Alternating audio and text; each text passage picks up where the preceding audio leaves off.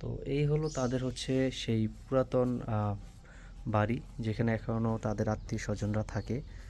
এবং আপনাদের যে জিনিসটা হচ্ছে দেখাচ্ছি, সেটা হলো তারা তাদের সংস্কৃতি এবং তাদের যে পুরাতন বাড়ি, সেই বাড়ির সম্মান রক্ষার্থে এখনও তারা এই গেটগুলো হচ্ছে রং করে রেখেছে। কারণ এখানে প্রতিদিন বিকেলে অনেক পর্যটক আসে, যেহেতু সুন্দর প্লেস, সবাই একটু ছবি তুলতে পছন্দ করে এখানে এসে। তো মোটামুটি এই ছিল আজকের এই বর্ণদ্বীনের বাসার ভিডিও।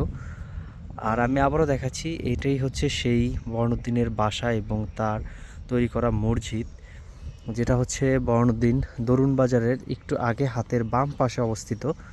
তো আমার মনে হয় আমার দেখা অন্যতম সুন্দর মসজিদগুলোর মধ্যে এইটাই অন্যতম সুন্দর মসজিদ। এই মসজিদটি সম্ভব্য 1990 সাল বা তারও আগে হচ্ছে তৈরি করা হয়েছে, যদি ওরকম কোনো দিক নির্দেশনা এখানে নেই। এবং আপনাদেরকে এরপরে আমি দেখাবো যে এখানে মসজিদের পাশেই আরেকটি বিশাল বট গাছ রয়েছে। তো বট গাছ সাধারণত অনেক দীর্ঘ